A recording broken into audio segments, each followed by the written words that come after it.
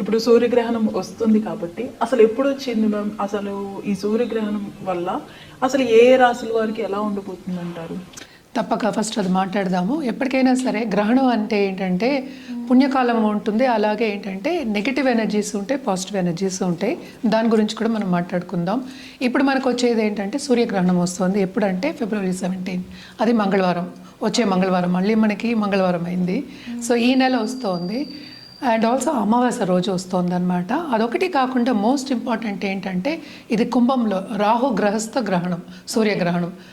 And also Rahu గ్రహస్థ అంటే రాహు ఇప్పుడు ఎక్కడున్నారు అనేది మనం చూసుకోవాలి. అంటే రాశివారీగా మనం చూసుకుంటాం. కుంభరాశిలో రాహు ఉన్నారు. అదొకటి కాకుండా కూటమి జరుగుతోంది అక్కడ. మార్స్ మాత్రం ఏంటంటే మనకి అంటే కుజుడు మాత్రం మనకి మకరంలో ఉన్నారు. మిగతావన్నీ గ్రహాలు చూసామంటే సన్తో పాటు మనకేమో కుంభంలో ఉన్నారు. అంటే ఏమేమి ఉన్నాయి? Sun, mercury, venus. ఇప్పుడు మూన్ కూడా చేరుతోంది, 4వది. And also Rahu. సో 5 గ్రహ కూటమి జరగబోతోంది. ఎప్పుడు? February 17.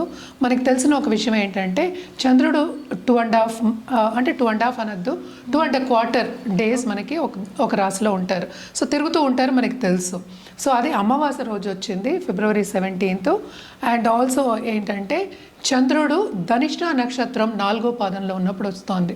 అంటే ఏంటి? జస్ట్ ఎంటర్ అయినప్పుడు, కుంభానికి ఎంటర్ అయినప్పుడు మనకి ఈ గ్రహణం అనేది వస్తుంది. సో జనరల్గా మనం చూసామంటే కూడా గ్రహణాలు మనకి యాన్యువల్ ఎక్లిప్సెస్ ఉంటాయి, 2 షువర్గా ఉంటాయి అన్నమాట. సో దీని తర్వాత మనకి ఏంటంటే వచ్చే పౌర్ణమి అంటే March 3కి ఏంటంటే మనకి చంద్రగ్రహణం ఉందన్నమాట. అది కేతు గ్రహస్థ వస్తుంది. కానీ రాహు కేతువులు కూడా మనకి ఏంటంటే ఎదురెదురే ఉంటారు కనుక సో 2 రాశులు ఎఫెక్ట్ అవుతాయి. సో బేసిక్గా ఏంటంటే గ్రహణం, ఈ గ్రహణం February 17 మనకి ఇండియాలో కనిపించట్లే. ఎక్కడ కనిపిస్తోంది అంటే అంటార్క్టికా దగ్గర కనిపిస్తోంది. And also ring of fire కూడా ఫామ్ అవుతోంది. అంటే మనం చూస్తూ ఉంటాం కదా, మనకి షాడో పడినప్పుడు అంటే ఏంటి, ఎర్త్ షాడో పడినప్పుడు లేకపోతే ఏదైనా మధ్యలో ఒక ప్లానెట్ వచ్చినప్పుడు మనకి షాడో పడుతుంది. అంటే ఏంటి, లైట్ అనేది మనకి ఎర్త్కి రాదనమాట. సో మూన్ జనరల్గా మధ్యలో వెళ్ళినప్పుడు మనకి షాడో పడుతుందన్నమాట. సో అదేంటంటే పూర్ణంగా, ఆల్మోస్ట్ పూర్ణంగా మనకి కనిపించబోతుంది. టోటల్ సోలార్ ఎక్లిప్స్ కింద కనిపించబోతోంది. సో అప్పుడే మనకి ఏంటంటే రింగ్ ఆఫ్ ఫైర్ అనేది కనిపిస్తుంది. ఇది కూడా ఎక్కడ కనిపిస్తుంది? ఎక్కువ అంటార్క్టికాలో కనిపిస్తుంది అనమాట. ఇండియాలో అయితే ఏమీ లేదు. బట్ జనరల్గా ఏంటంటే గ్రహణం వచ్చినప్పుడు అంతా మనం కొన్ని విధి విధానాలు మనం పాటిస్తూ ఉంటాం. సో ఏం పాటించాలి అనేది వెరీ ఇంపార్టెంట్. ఈసారి మనం ఎక్కువ పాటించక్కర్లే. బట్ జనరల్గా చూసాము అంటే ఎప్పుడు పాటించవలసింది ఏంటంటే అది పట్టుకున్నప్పుడు, అంటే గ్రహణం పట్టుకున్నప్పుడు స్నానం చేస్తాం, పట్టు విడుపప్పుడు స్నానం చేస్తాం. అదొకటి కాకుండా దర్భ మనం గ్రాస్ వేసుకుంటాం అనమాట అన్నిటి మీద, తినుబండాల మీద. ఎందుకని అంటే ఏంటంటే నెగిటివ్ ఫోర్సెస్ ఉంటాయి, పాజిటివ్ ఫోర్సెస్ ఉంటాయి. సో ఇవి రెండింటిని మనం కాపాడడానికి, ఫుడ్ని కాపాడడానికి మనం చేస్తూ ఉంటాం. అంటే ఏంటి, దర్భ వేస్తారు, అలాగే ఏంటి తులసి ఆకులు కూడా వేసుకుంటూ ఉంటారనమాట. అదొకటి కాకుండాను మనం ఏంటంటే ఆ టైంలో ఎక్కువ మనం ప్రతిష్టానం అవన్నీ కూడా చేయకుండాను అక్కడ కూర్చుని మనం ఏంటంటే హోమాలు కానీ పెద్ద పెద్ద పూజలు కానీ అవన్నీ చేసుకోకుండా ఆధ్యాత్మికంగా స్పిరిచువల్ గ్రోత్ మీద లేకపోతే మంత్రసిద్ధి మీద ఎక్కువ మనం కాన్సన్ట్రేట్ చేస్తామన్నమాట. ఇది బెస్ట్ టైం టు గెట్ మంత్రసిద్ధి. అంటే ఏంటి, సిద్ధులు పొందడానికి ఇది చాలా మంచి సమయం. మన సినిమాల్లో కూడా చూస్తూ ఉంటాం, నెగటివ్గా చూపిస్తూ ఉంటారు. సిద్ధులు వస్తాయి, ఎక్లిప్సెస్ వచ్చినప్పుడు సిద్ధులు వస్తాయి. ఎక్కువ మనకి ఏంటంటే నెగటివ్ ఫోర్సెస్ ఎక్కువ అవుతాయి కనుక మనకేంటి, ఆ ఫోర్సెస్ ఎక్కువ అవుతాయి కనుక మనం ఏదైనా ఒకటి చేయాలి అంటే కనుక చెయ్యొచ్చు అనేది మనకి సినిమాల్లోంచి చాలా చూస్తూ ఉంటాం. బట్ జనరల్గా చెప్పుకోవాలి అంటే కనుక తప్పక ఏంటంటే ఆ టైంలో మంత్రోపదేశం చేసుకోవచ్చు, తీసుకోవచ్చు కూడాను, ఒక గురిని పాటించవచ్చు. అదొకటి కాకుండా జపం కంటిన్యూస్గా తీసుకోవచ్చు. ఎందుకంటే ఆ టైంలో మనకి ఎనర్జీ అనేది అనుకూలంగా ఉంటుందన్నమాట సిద్ధులు పొందడానికి కానీ, మంత్రం ఉపదేశాలు తీసుకోవడానికి కానీ. సో అదేంటంటే అమృతకాలం, అంటే ఏంటి, మంచి కాలం కింద మనం చెప్పుకుంటూ ఉంటాం అన్నమాట. ఇది ఈ గ్రహణం ఎప్పటి నుంచి ఎప్పటి వరకు ఉంది అంటే మధ్యాహ్నం 3 నుంచి 3:30 అనుకుందాము. రాత్రి 7:57 అలాగే 8 వరకు ఉంది.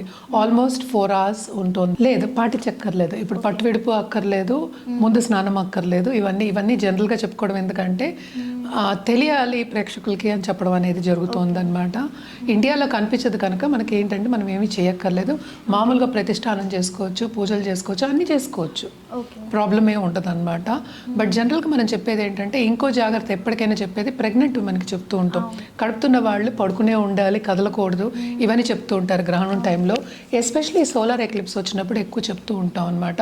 ప్రభావం ఎక్కువ ఉంటుంది, ఆ ఫోర్సెస్ది, ఆ ఎనర్జీస్ది ఎక్కువ ఉంటుందని చెప్తూ ఉంటాం. ఈ టైంలో ఏంటంటే జాగ్రత్త తీసుకోవాల్సింది ఏంటంటే ప్రెగ్నెంట్ ఉమెన్ అంటే ఏంటి, కడుపుతున్న వాళ్ళు, నిండు గర్భిణీలు కొంచెం ఎండ దగ్గరికి వెళ్లకుండా ఉంటే, ఎండలో వెళ్లకుండా ఉంటే చాలు అని చెప్పడం జరుగుతుంది. అంటే ఏంటి, ఏదైనా చేయొచ్చు, టీవీ చూడొచ్చు, తినచ్చు, అన్నీ చేయొచ్చు. ఎందుకంటే ఇక్కడ కనిపించట్లా. మనం ఇందాక చెప్పిందంటే జనరల్గా ఏం చేయాలో నేను చెప్పడం జరిగింది అనమాట.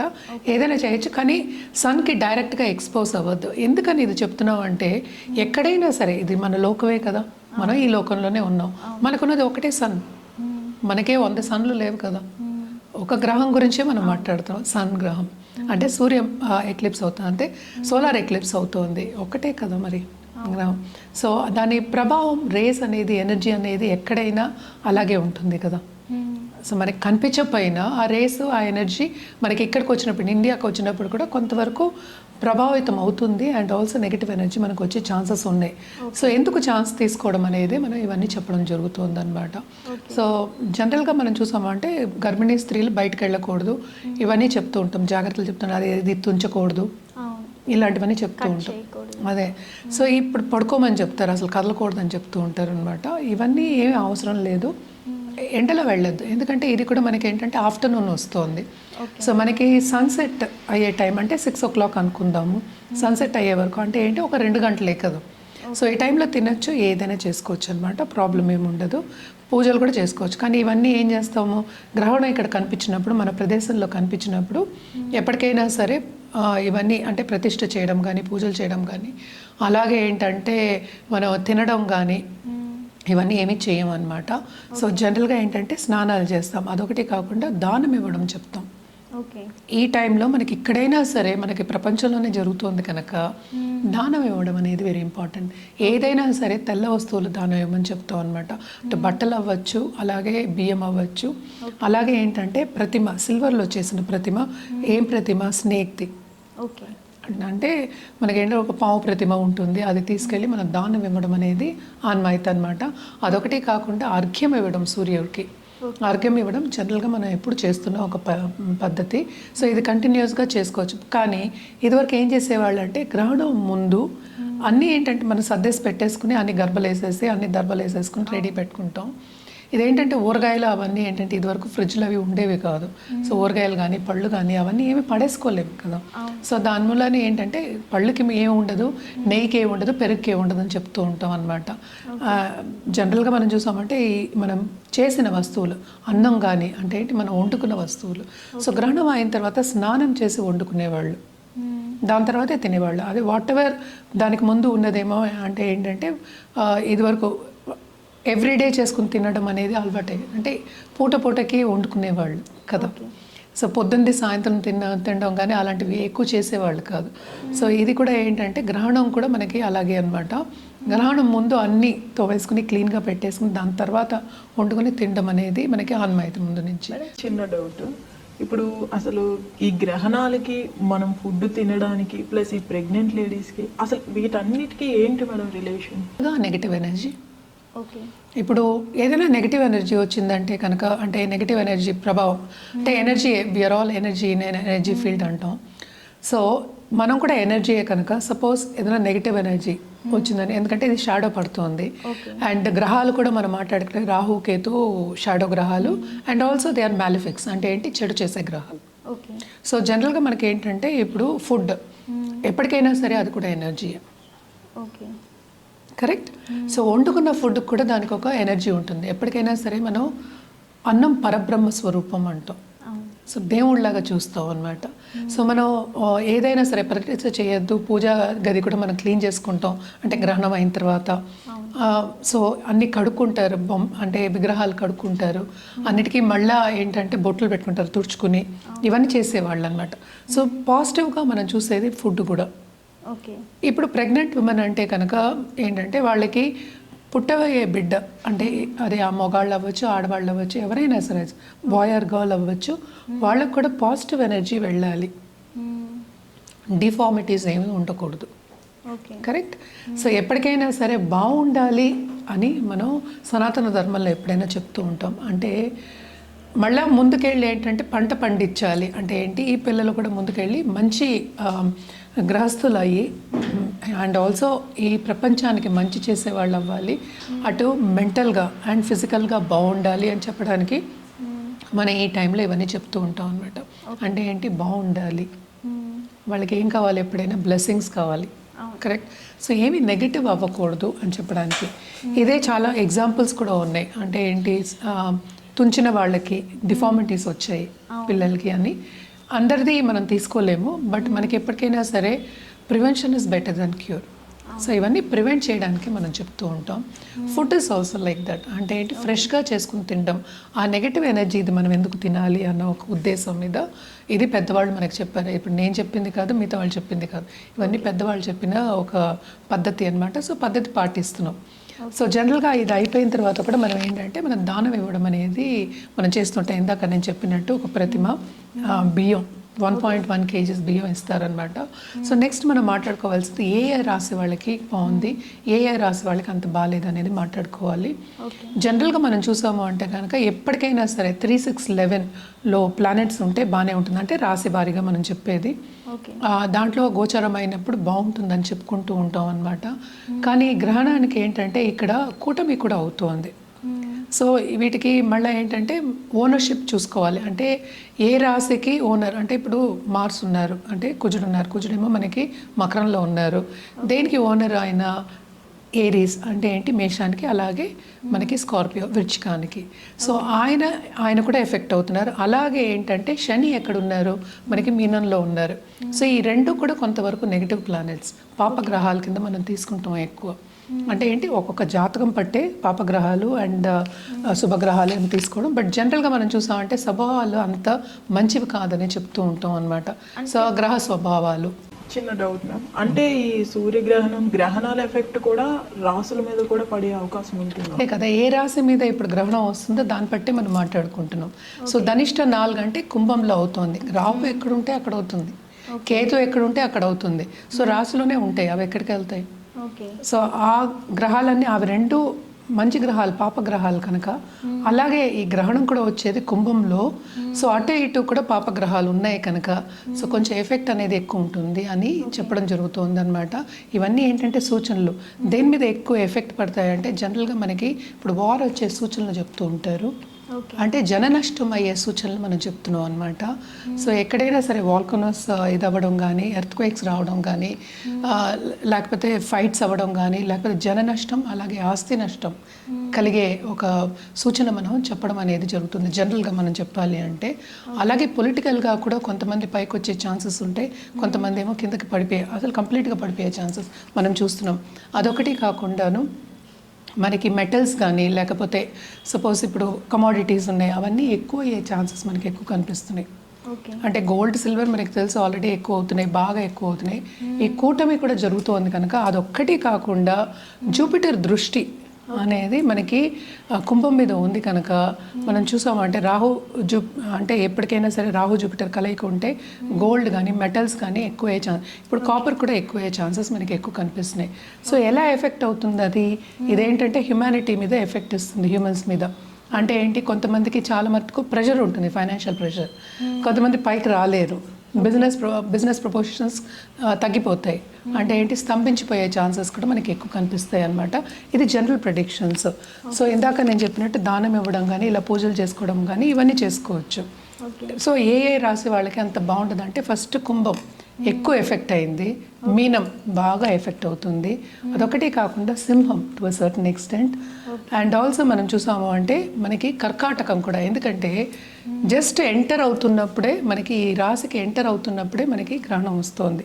సో ఎగ్జాక్ట్ 6th అయినప్పటికీ ఈ రాశి నుంచి 6వ రాశి మనకి కర్కాటకమైన అంటే కుంభం నుంచి అయినప్పటికీ కూడాను కర్కాటక రాశి వాళ్ళకి కూడా చాలా ఎఫెక్ట్ అనేది మనకి కనిపిస్తుంది అనమాట. అదొకటి కాకుండా ఇప్పుడు మనకి 4 రాశులు.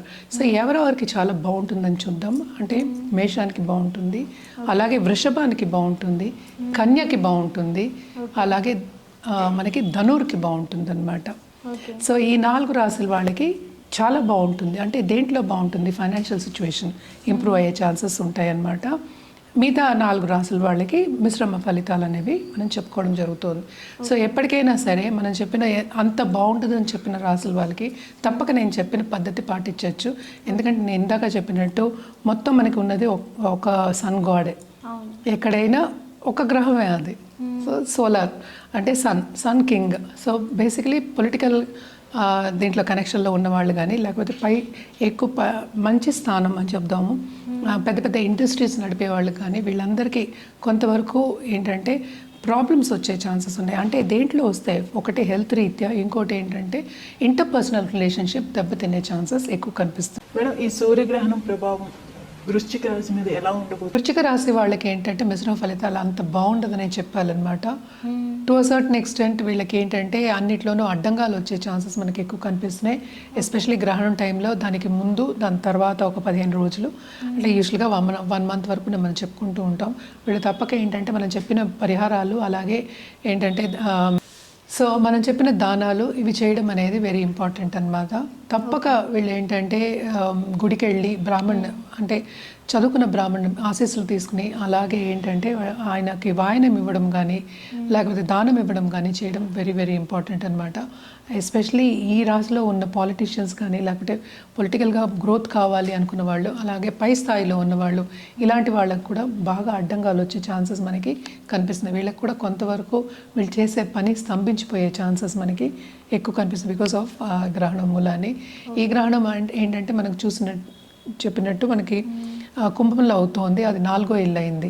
So 4th house. సో కంఫర్ట్లో వాళ్ళకి అంటే ఏంటి, చాలా బాగుంది నాకు అనుకున్న వాళ్ళందరికీ అడ్డంగాలు వచ్చే ఛాన్సెస్ ఉన్నాయి. అంటే కంఫర్ట్ లెవెల్ కొంచెం తగ్గే ఛాన్సెస్ మనకి కనిపిస్తున్నాయి. అదొకటి కాకుండా ఈ రాశికి అధిపతి ఎగ్జాల్టేషన్లో ఉన్నారు, అండ్ ఆల్సో 6th లార్డ్ కూడా అయ్యారనమాట. సో తప్పక ఏంటంటే వీళ్ళకి కొంతవరకు ఇబ్బందులు అన్ని రంగాల్లోనూ వచ్చే ఛాన్సెస్ ఉన్నాయి. అంటే దేంట్లో వీళ్ళు చేసే పనిలో అంటే ఏంటి, నష్టాలు వచ్చే ఛాన్సెస్ మనకి కనిపిస్తున్నాయి, అలాగే లోన్స్ తీసుకునే ఛాన్సెస్ కనిపిస్తున్నాయి. అండ్ ఆల్సో మనం చూసామంటే దాంపత్య జీవితంలో కొంతవరకు అనుకూల పరిస్థితి అనేది మనకి కనిపించట్లా.